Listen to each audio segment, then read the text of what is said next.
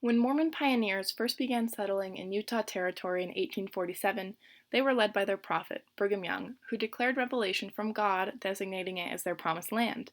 They sought residence in Utah Territory, which in 1847 belonged to Mexico, because it was isolated from the American federal government as well as groups of settlers who were hostile to the church's teachings and culture. However, Utah Territory, or as the settlers called it, Deseret, was not simply an empty plot of desert, but was instead occupied by multiple Native American tribes, such as Utes, Paiutes, and Shoshones. Also existing in Utah was a slave trade, with tribes capturing people, most often women and children, from rival tribes, in order to sell them to slave traders from the Rio Grande Valley.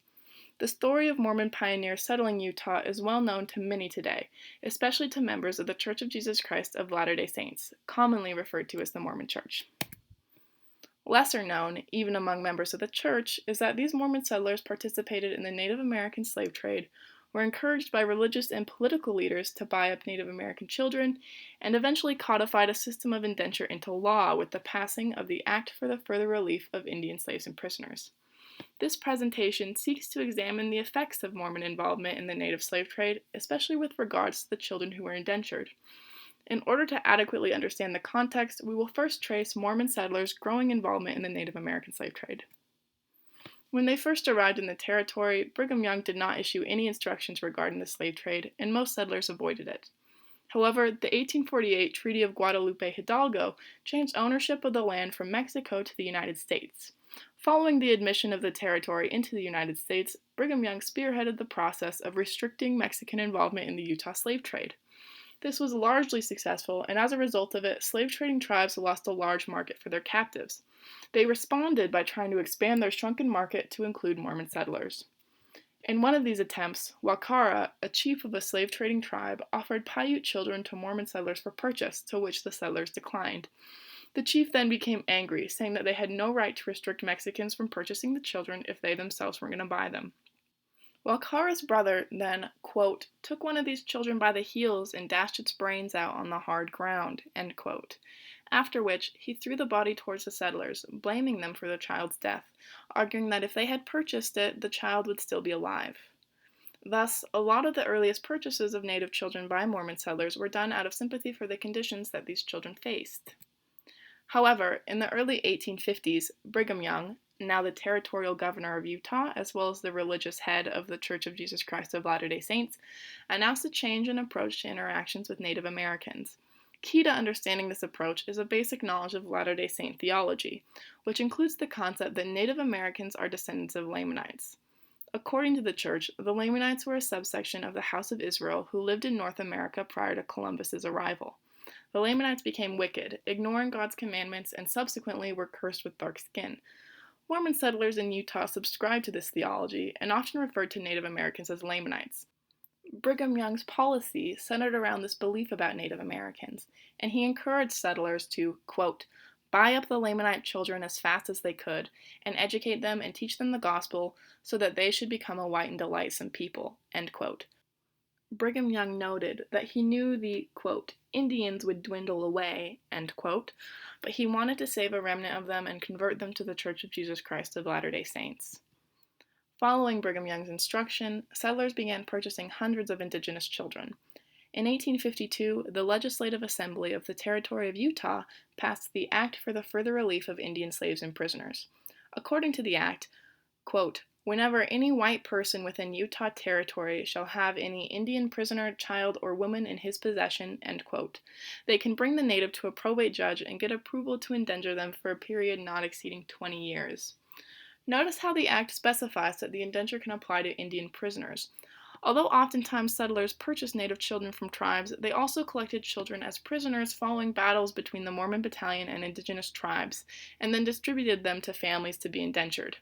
Historian Michael Bennion estimated that around 14% of the children indentured by Mormon families were captured as prisoners of war.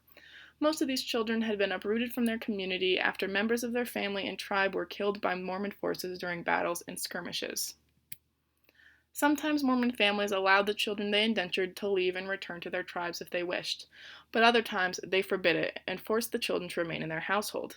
Here we can see an ad that was placed in the Deseret News newspaper, offering a reward to anyone who could help return an indentured boy who ran away from his master. Now that we know the context of Mormon involvement in the indigenous slave trade, we can begin to examine what the effects were. Regardless of any intentions, purchasing children encouraged the slave trade, giving slave traders a larger market and more reason to continue collecting captives to sell. Since Utah Territory had outlawed Mexicans from participating in the slave trade, it stands to reason that the trade would have dwindled and eventually died out, since the vast majority of purchasers were forbidden from remaining involved. One settler present at the previously mentioned confrontation between settlers and Wakara recorded that after the event, they, quote, never heard of any successful attempts to buy children afterwards by the Mexicans, end quote. So although Mormons in Utah Territory successfully banned the slave trade as it related to Mexicans, they also encouraged it and allowed for its survival through filling the lack of demand left by Mexicans' absence. As did previous Mexican purchasers, some Mormon settlers used the children for physical labor and household chores. The children who were indentured faced being uprooted from their tribal community and placed in an unfamiliar one.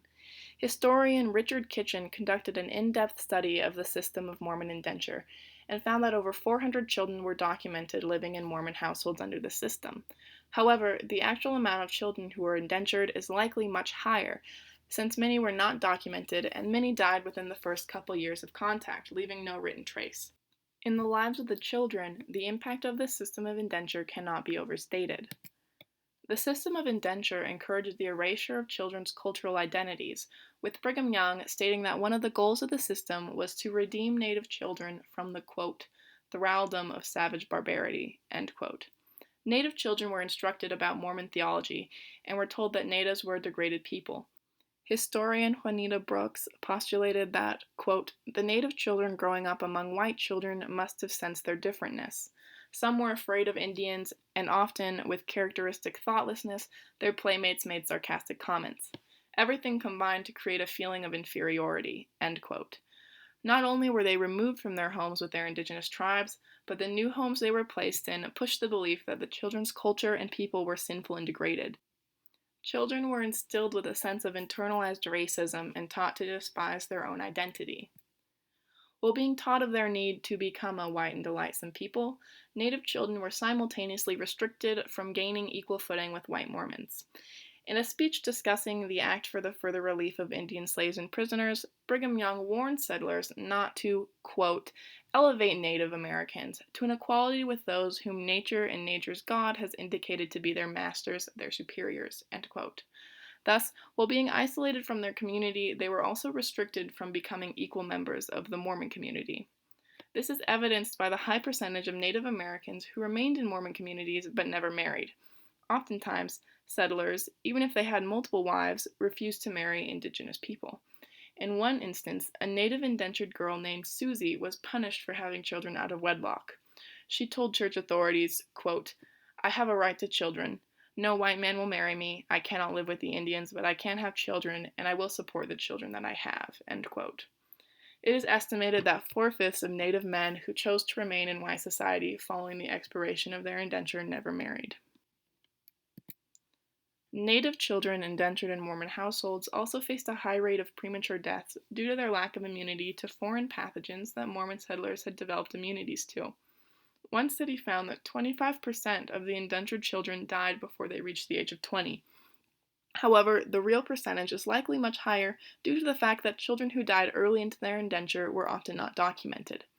Mentions of indentured children dying abound in Mormons' journals. In one instance, settler Mary Minerva Dart Judd recorded that as her indentured Native American boy, who she named Lamoni, was dying, he warned a girl indentured by the same family that, quote, she was going to die as he was going to die if she remained with the white folks, because the food of the white folks would kill the Indians if they eat it, end quote. Although this presentation did not cover, and does not pretend to cover, all of the impacts of Latter-day Saint involvement in the Native American slave trade, hopefully it has shined a light on its existence and some of the ways that it impacted the indigenous children who were subjected to it.